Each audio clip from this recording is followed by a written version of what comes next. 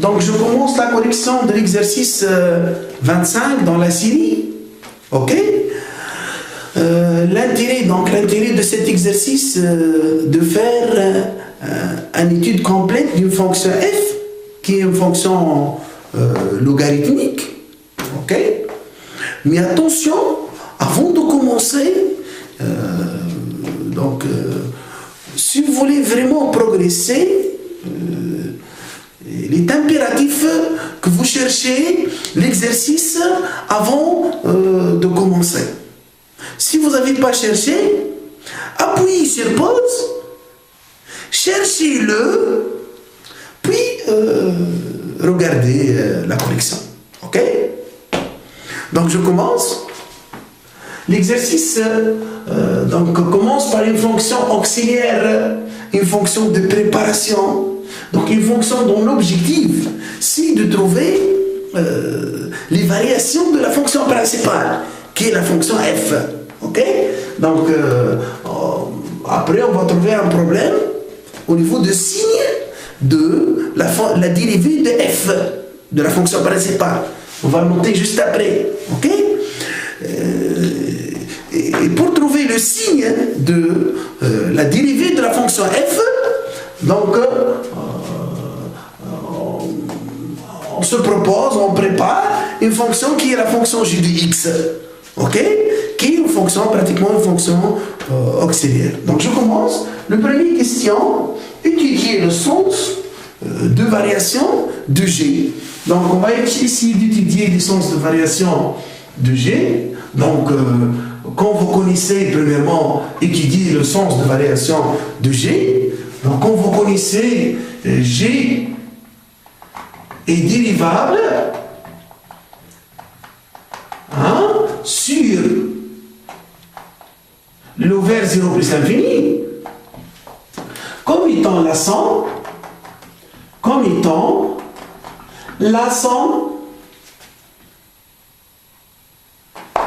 de deux fonctions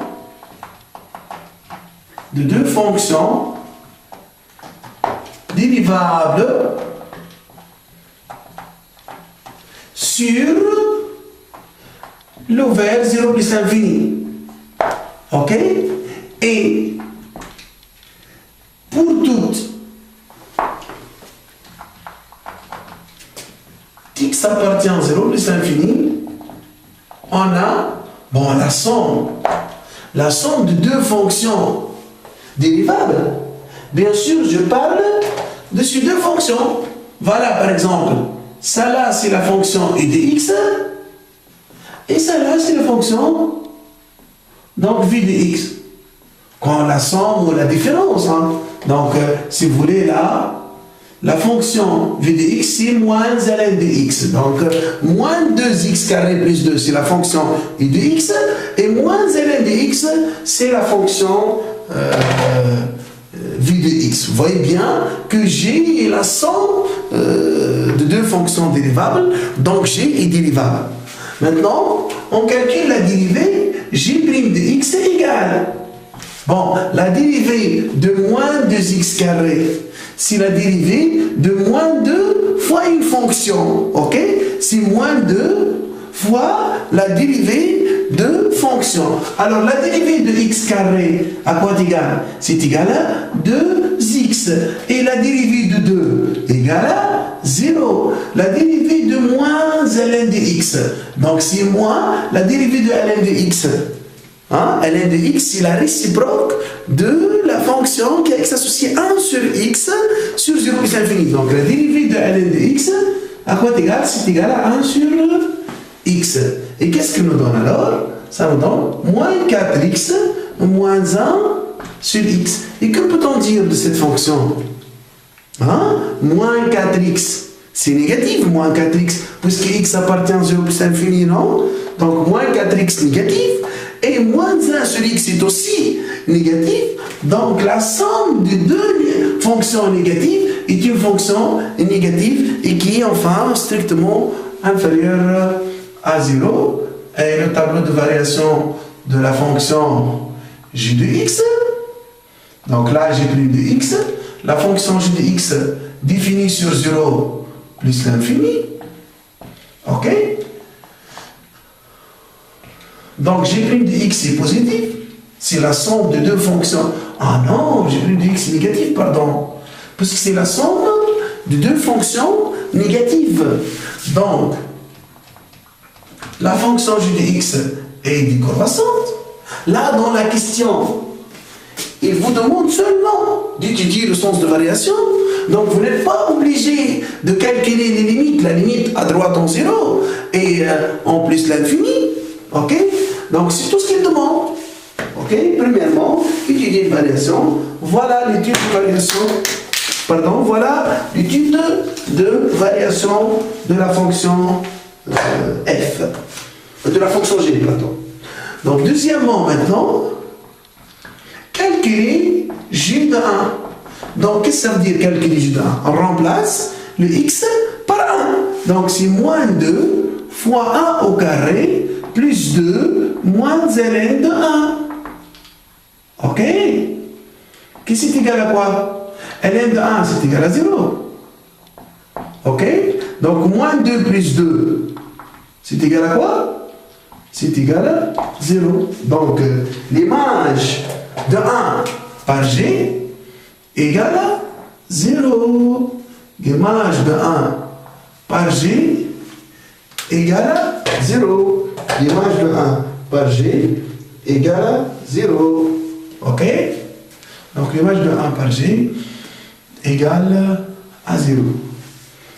Donc, après, on déduire que g de x est positif dans l'intervalle 0,1 et que g de x est négatif dans l'intervalle 1 plus l'infini. C'est-à-dire étudier les signes de la fonction g de x. C'est indirectement étudier les signes de g de x. Ok? Les signes de g de x qu'on voyait là dans l'intervalle 0,1. La fonction g de x est au-dessus de 0. Qu'est-ce que ça veut dire au-dessus de 0? Ça veut dire qu'il est positif. Et dans l'intervalle 1 plus l'infini, la fonction g de x est au-dessous de 0. Donc il est négatif, non? Donc il est négatif. Ok? Comme ça, vous avez le signe de la fonction g de x. Donc, qui s'annule en 1, n'est pas défini en 0. À gauche de 1, il est positif. À droite, en 1, il est donc négatif. Ok? Bon. Donc, ce qu'on a fait là est insuffisant. Il faut expliquer pourquoi il est positif et pourquoi il est négatif. Au-dessous de 0, c'est insuffisant. Il faut ajouter l'explication. Ok? Donc, on ajoute en effet là, pour que la rédaction soit correcte, en effet, si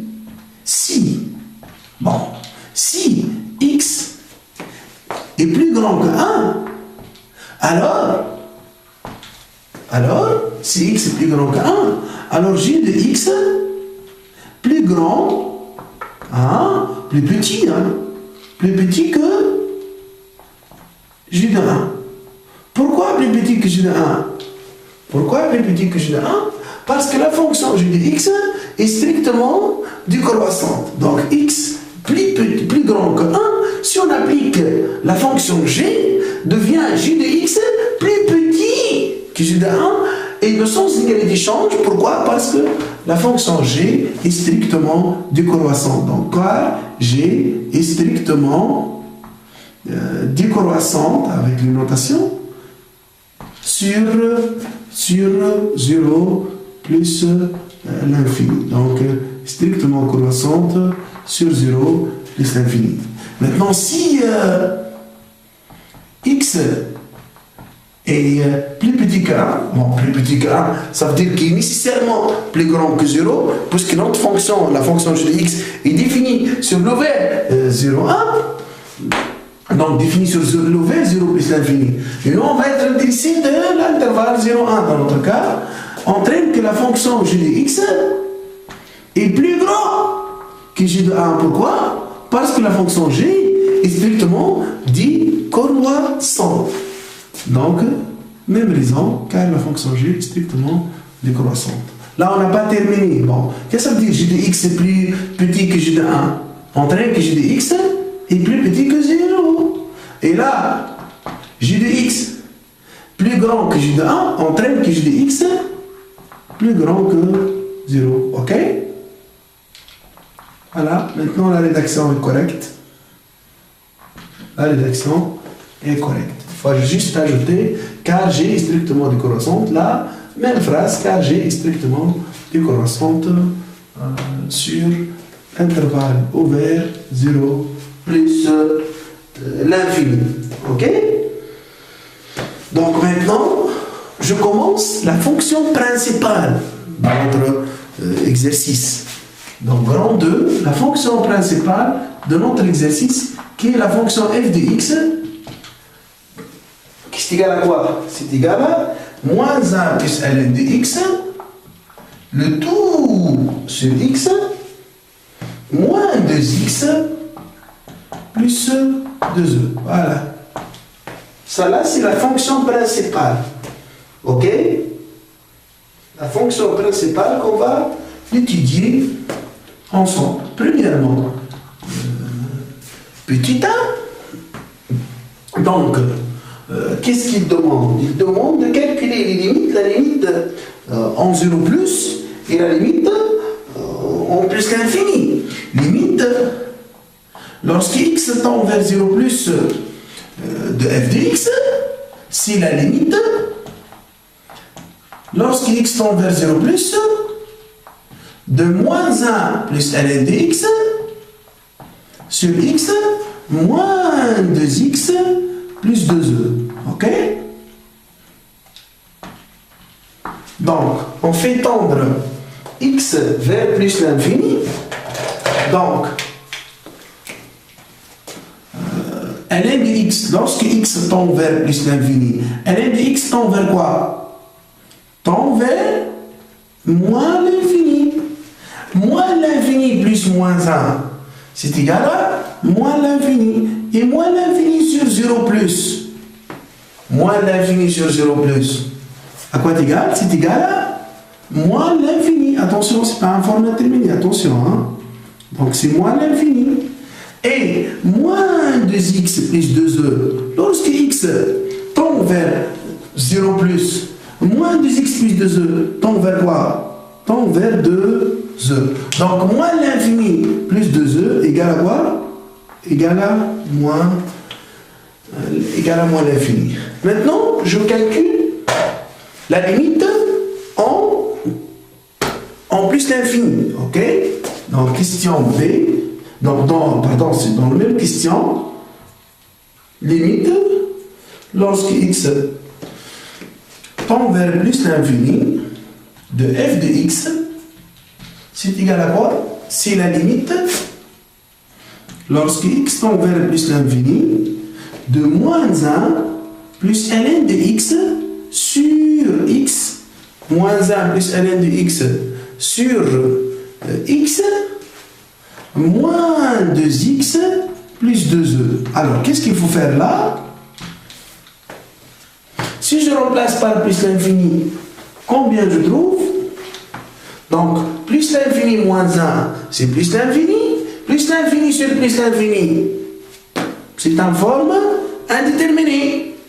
Moins l'infini. Donc, vous avez une forme indéterminée là. Et en général, si vous avez une forme indéterminée, au voisinage de plus l'infini, en général, on travaille en général avec la formule qu'on a fait en cours, qui est la suivante: la limite lorsque x tend vers plus l'infini de ln de x sur x, à quoi c'est égal? C'est égal à, bon, enfin, c'est pas de ln de x sur x, même de ln de x à la puissance quoi?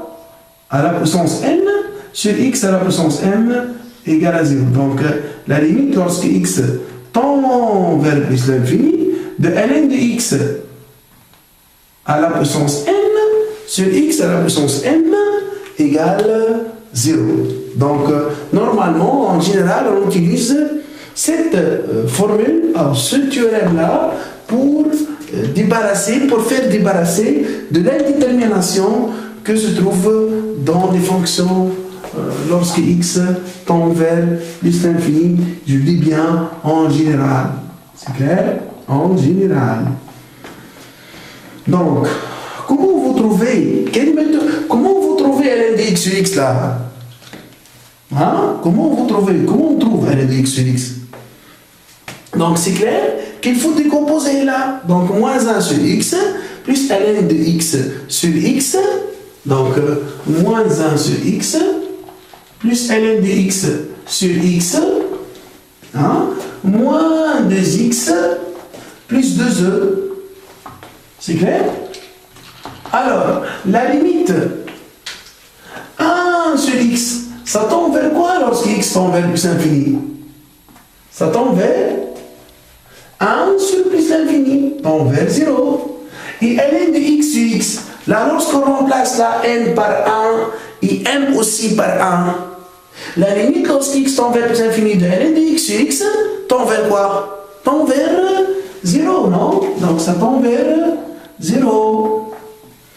Et la fonction moins 2x, qui est une fonction affine, hein, moins 2x plus 2e, lorsque je remplace x par plus l'infini, ou là, lorsqu'on tendre x vers plus l'infini, on trouve moins l'infini. Ok?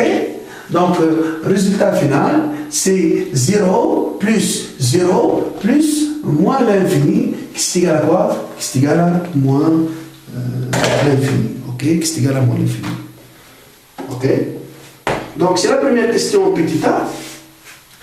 Chercher les limites du fonction lorsque x tend vers 0 plus et lorsque x tend vers plus infini de f de x. La deuxième question, montrer que f' de x égale à g de x sur x carré pour tout x appartenant à 0 plus l'infini. Donc, question B. Alors, la fonction f est dérivable comme étant, donc f est dérivable sur l'ovaire 0 plus infini comme étant la somme de deux fonctions dérivables sur l'ovaire 0 plus l'infini. Ok? Donc, la fonction moins 1 qui x associe moins 1 plus ln de x sur x, donc il est dérivable, le quotient de deux fonctions, donc il est dérivable sur l'ovaire 0 plus l'infini. Et la fonction moins 2x plus 2e, c'est une fonction affine, et il est dérivable aussi sur R, enfin, parce que c'est une fonction affine.